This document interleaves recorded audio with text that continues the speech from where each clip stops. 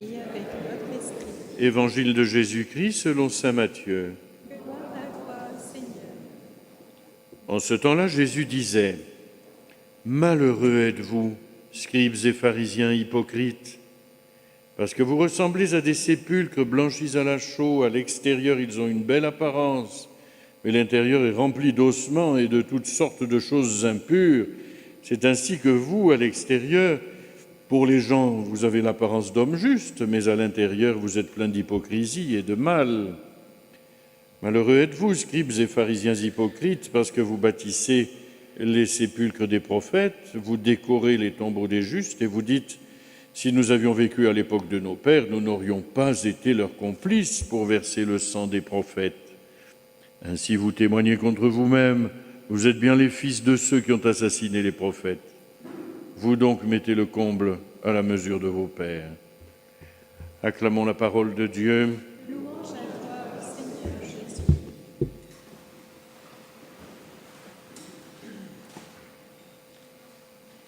L'apôtre Paul, dans la première lecture, rend grâce pour la façon dont les habitants de Thessalonique ont reçu la parole de Dieu qu'il leur annonçait.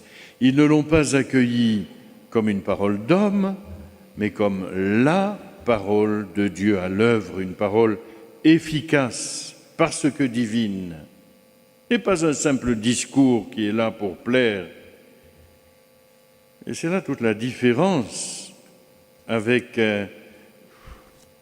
les scribes et les pharisiens que Jésus rencontre. Si Paul rend grâce, Jésus, lui, il se désole. Malheureux êtes-vous. Il se lamente sur la façon dont ses compatriotes scribes et pharisiens vivent la parole de Dieu. Il le dit bien, elle n'est qu'une apparence, une coquille vide. Et cela menace tout le monde à toutes les époques. Vous savez, on peut avoir une belle apparence d'être quelqu'un de formidable et puis d'être un salopard. Ben oui. Ses compatriotes scribes et pharisiens, eh bien, ils vivent la parole de Dieu d'une manière un peu étrange, puisque ça n'est plus qu'une façade. Il n'y a que l'apparence qui compte, ce qu'on voit, ce qu'on mesure, ce qu'on pèse, ce qu'on remarque. Et nous voyons la tristesse de Jésus devant ces hommes qui tournent en fait le dos au Dieu qu'ils s'imaginent servir. Ils pensent être des amis de Dieu parce que l'apparence est sauve. Voilà, c'est l'apparence. On pose sa bougie et puis on ne prie pas. Jésus, lui, il va vivre une parfaite cohérence entre la parole annoncée et la parole vécue. L'enjeu est là. L'enjeu est là. L'apparence, ça n'est pas le problème de Jésus. Toute sa vie, comme sa mort, est un témoignage rendu à la parole de Dieu, pas à une certaine image de lui-même. Lui, il va jusqu'au bout de la radicalité de l'amour. Souvenez-vous, le chant du serviteur dans Isaïe, il n'avait plus d'apparence humaine.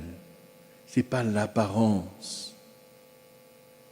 Il sera défiguré par la souffrance sur la croix. Jésus n'a qu'un objectif dans la vie. Sauver en aimant, face à tous les refus, face à toutes les violences. Jésus ne cherche qu'à sauver. Tandis que l'homme de l'apparence, il ne pense qu'à sa gloire, à lui. L'homme de l'amour, le Messie, lui, il ne pense qu'à sauver l'autre de l'intérieur de son âme. C'est l'intérieur qui l'intéresse, l'extérieur. Souvenir, on avait restauré mon église, elle était très belle dehors, toute belle, magnifique. Mais alors dedans, tout noir, hein. Bien, vous vous souvenez. tout noir dedans. Alors j'ai dit, écoutez, il dit, c'est beau, hein, mon père. J'ai dit, c'est beau de l'extérieur, vous voyez. C'est comme beaucoup d'habitants de cette ville. Hein. Voilà, c'est très beau sur l'extérieur, mais l'intérieur, après, le confesseur pourrait vous en parler. Mais vous voyez, chers amis, ce n'est pas l'extérieur, ce n'est pas l'apparence, c'est l'intérieur qui compte.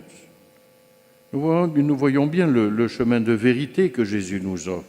Il nous appelle à former une communauté d'amour, et nous ne la réalisons pas.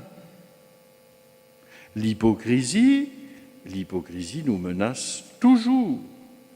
L'hypocrisie guette. Il y a en nous comme une impossibilité radicale à réaliser cette dynamique de l'amour. Nous percevons quel est le dynamisme essentiel de l'existence. Une vie qui n'aime pas ne vaut pas la peine d'être vécue. Et en même temps, nous voyons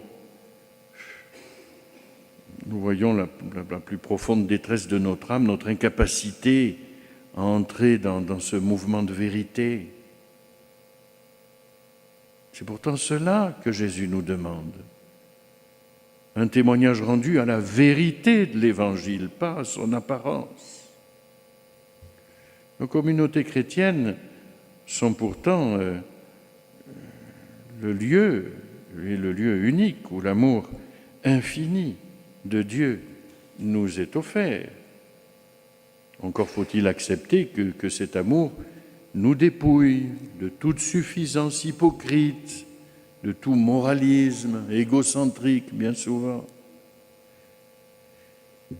Parce que Jésus se lamente aussi sur nous dans cet évangile, en nous révélant notre péché, notre malheur. Bien beau de dire, les pharisiens étaient hypocrites, hein? Oui, regarde-toi dans la glace. Tu n'as pas l'air d'un pharisien parfois. Notre conversion, ce n'est pas une petite affaire individuelle. De notre conversion et de la conversion de tout le corps de l'Église dépend la conversion des autres, de ceux qui ne connaissent pas le Christ. Leur regard indifférent ou hostile sur l'Église n'est finalement que le fruit de nos hypocrisies, de nos replis sur nous-mêmes. Vous savez, le petit monde catho, on vit entre soi. Il y a les autres là-bas. De la vérité de notre vie dépend le salut de ceux qui nous entourent, chers amis. Plus notre vie aura le bon goût de l'Évangile, le vrai goût de l'Évangile, plus la grâce de Dieu pourra se répandre. C'est notre responsabilité de baptiser, être cohérent. Suivre Jésus, c'est donc travailler au mieux à mettre en œuvre l'Évangile. Chaque jour, chaque minute, à la suite de Benoît, qui a travaillé toute sa vie à cette cohérence intérieure et qui nous invite à la suivre sur ce chemin de la vérité de l'Évangile. Benoît, guide-nous vers une vie chrétienne plus cohérente, plus authentique, rayonnant de l'Évangile. Amen.